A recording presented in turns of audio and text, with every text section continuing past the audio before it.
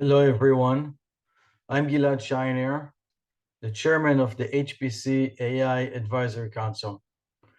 And I'm happy to discuss with you today the new generation of scientific computing platforms. We all see how there is increase of HPC applications and HPC users across multiple domains. The integration of AI and high-performance computing drove the creations of more applications. And of course, we will see more applications and more users in the future. It means that there will be a greater and greater demand to access platforms that can provide HPC services. Cloud infrastructures will need to start providing HPC services to becoming closer to high-performance computing platforms. On-premise high-performance computing platforms will need to support multi-tenancy and therefore to adopt cloud services. The new platform that enable high-performance computing on one side of bare metal performance and multi-tenant support is called Cloud Native HPC. Cloud Native HPC need to bring multi-tenant RDMA, the technology that enables to bypass the CPU for data movement. It needs to provide alternative options for infrastructure processing.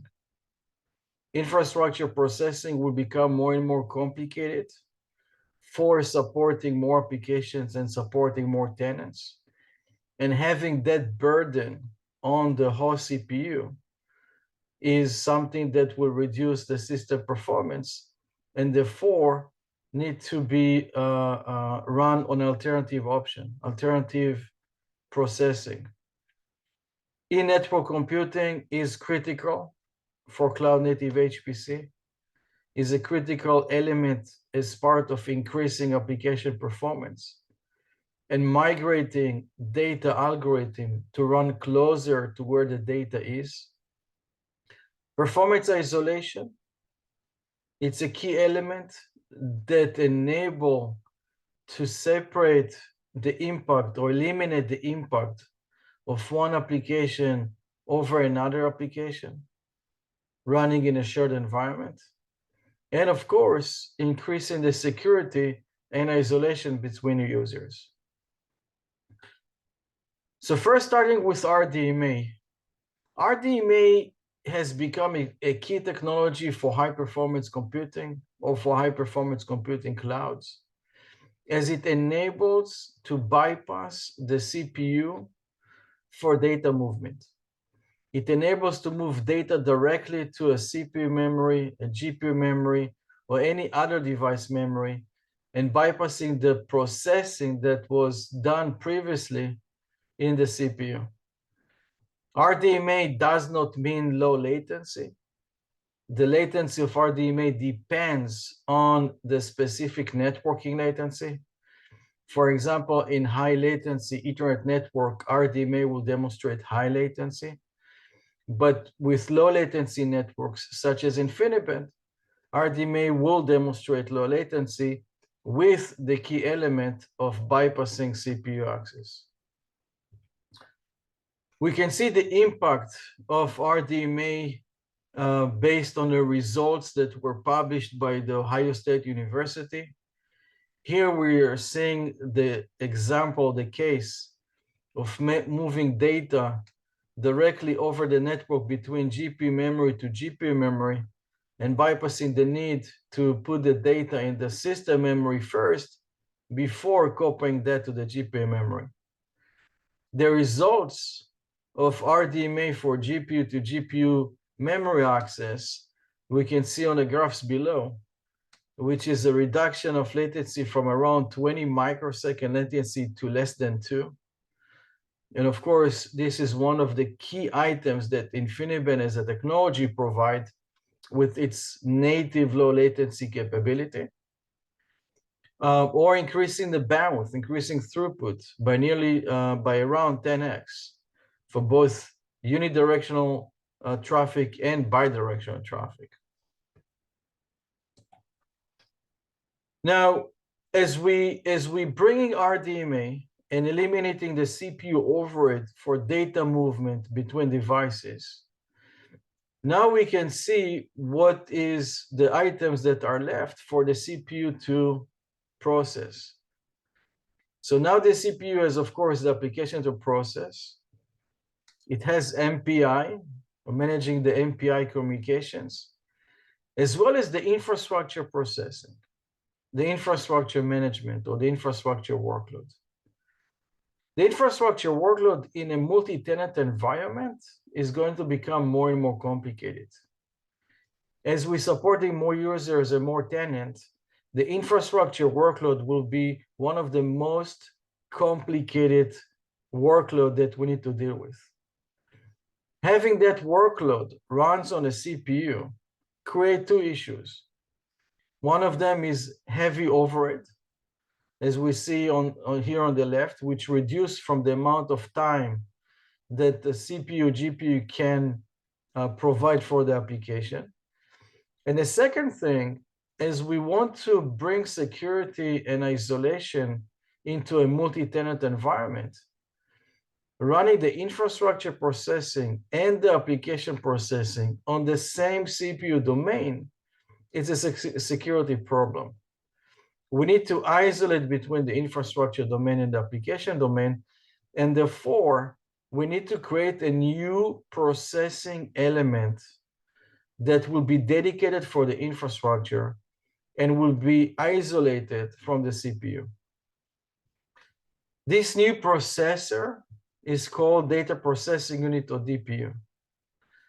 The DPU is a full data center on a chip.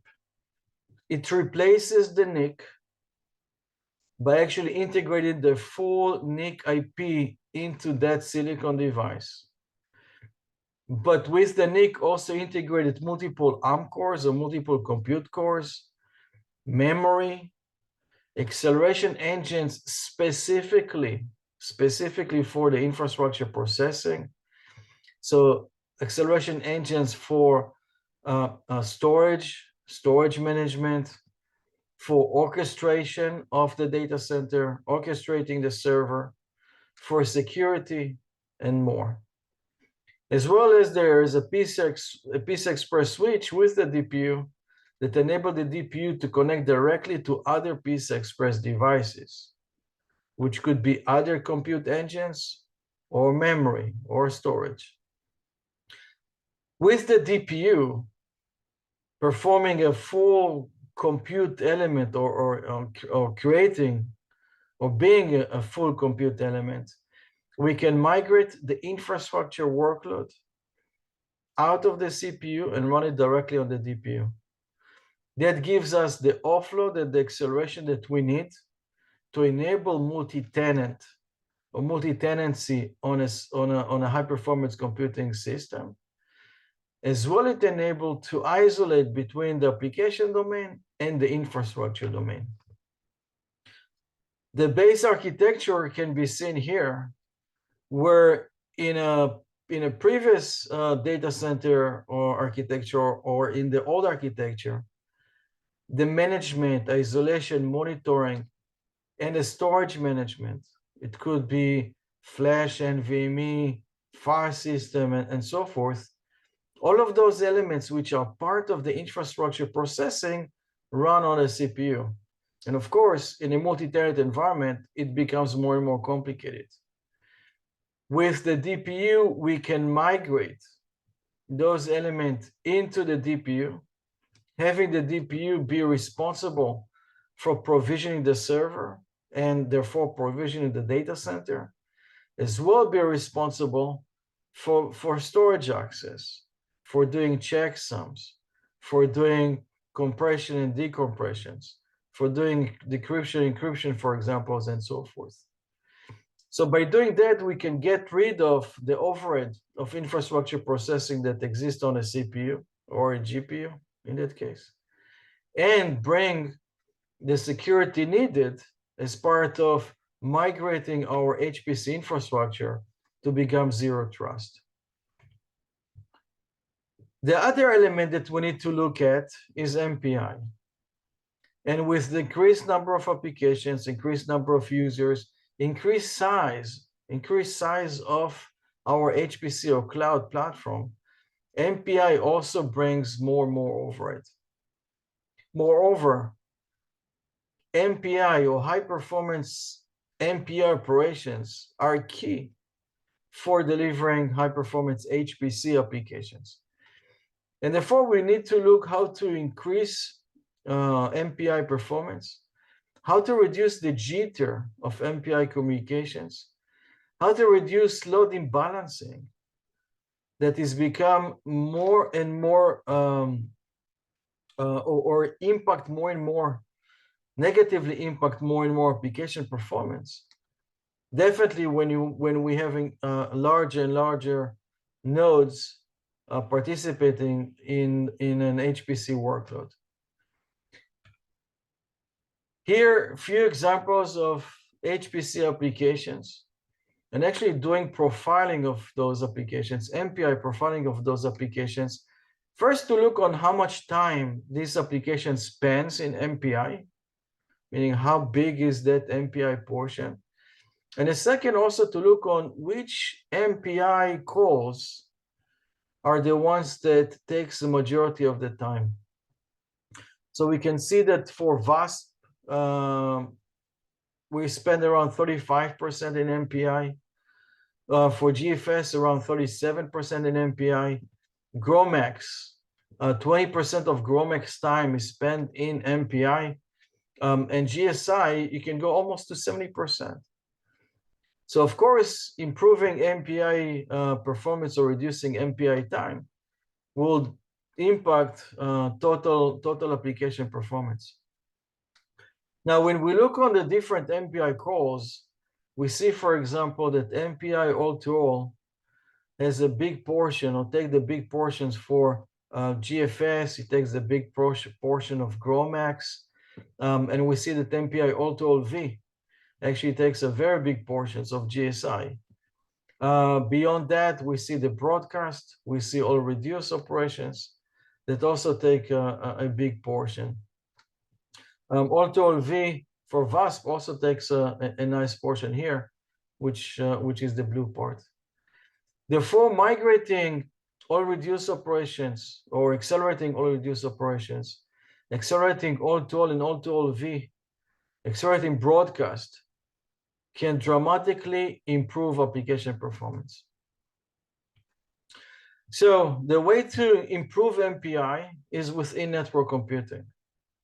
In network computing, those are software-defined, hardware-accelerated engines that could be fixed to do a specific MPI operation or can be programmable. Those engines enable to offload and accelerate MPI. And here there are several examples. Taking InfiniBand as a network for these examples, and the reason we look at InfiniBand is because InfiniBand pioneered in network computing and actually provide engines that we cannot see or we don't see on any other network. The first one is doing data reductions on a switch network, a technology that is called SHARP.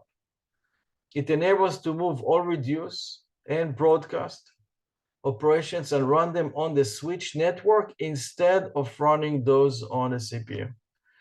And previously, we saw that all reduce and broadcast are two of the key items or key MPI operations that determine applications runtime.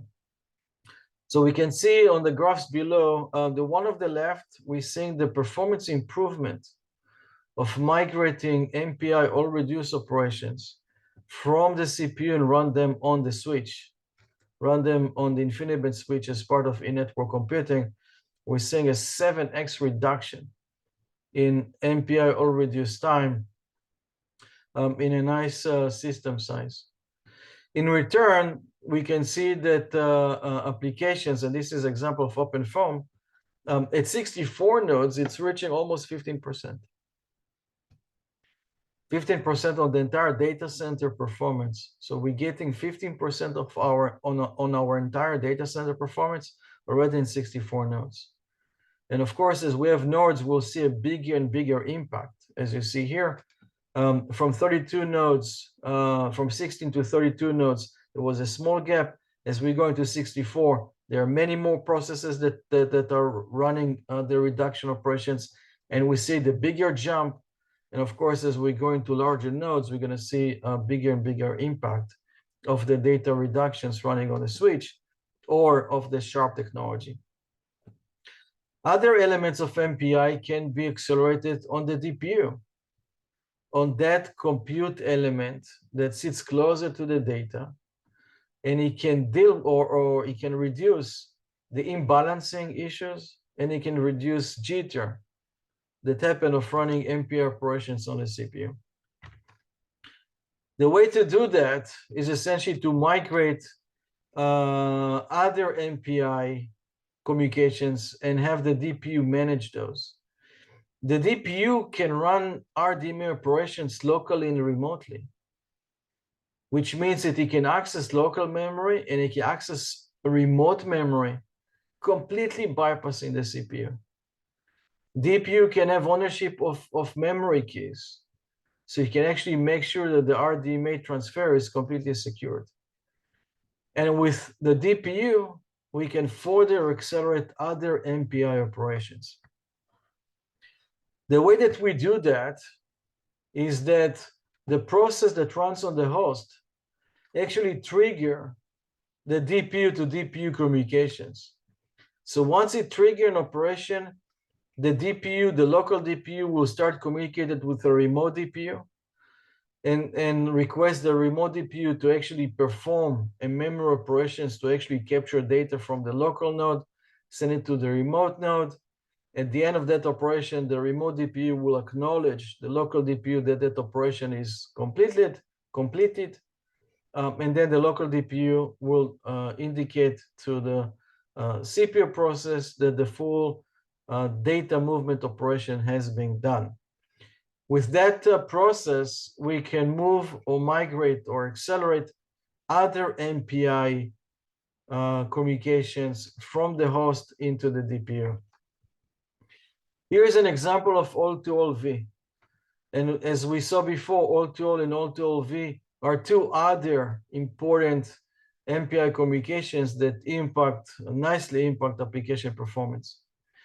This is a blocking all-to-all-V performance, comparing performance running on a CPU versus migrating and running that on the DPU. And we see that at 32 nodes running a full PPN, we're almost at 2x performance improvement, moving all-to-all-V to run on the DPU. For non-blocking all-to-all-V operations, we're seeing a much bigger impact, The DPU can progress the non-blocking operations in parallel of CPU or GPU progressing communication, which means we can get very nice overlapping, or getting to essentially 100% of overlapping between compute and communication. It means that we can completely hide latencies. We can run MPI operations in parallel of progressing compute cycles on a CPU or a GPU. The impact on applications is seen on variety of examples, and we're seeing between 20% to 30%, or 1.2 to almost 1.3x performance improvement for different kind of workloads. If those are molecular dynamics, mathematical modeling, weather forecasting, and more. Essentially, migrating MPI to the network elements within network computing or to the DPUs will provide us between 20 to 30% performance improvement on variety of MPI applications. So the three here are just first examples. It means that 1.2 or 1.3x performance improvement on the entire data center, which bring us a great improvement in TCOs. So a little bit about the council. The HPCI Advisory Council, it's a worldwide organization which was established in 2008. It has more than 400 members, companies, universities, research centers, and its operation is to help bridge the gap between HPC and AI usage and its potential. The council operates a compute center in which we're running a lot of our testing and research, and providing our results and insights or publishing our results and insight on the HPC AI Advisory Council webpage. We also provide access for folks who want to develop and test their own applications. Beyond of that, we are also managing multiple student cluster competitions and student cluster workshops, teaching how to leverage and use RDMA, teaching how to utilize DPU, and leveraging the DPU to improve application performance with accelerating MPI operations and much more. You can see our work and our next meetups, technology meetups, and university workshops on the HPCI Advisory Council. So the increased number of users and applications will drive change in the high-performance computing platforms that we built. Clouds will bring HPC capabilities into them, and HPC platforms will bring more and more cloud service into them. The elements that are key for enabling those new platforms, cloud native HPC, are of course RDMA, multi-tenant RDMA, the DPU, and in-network computing. Thank you very much for listening.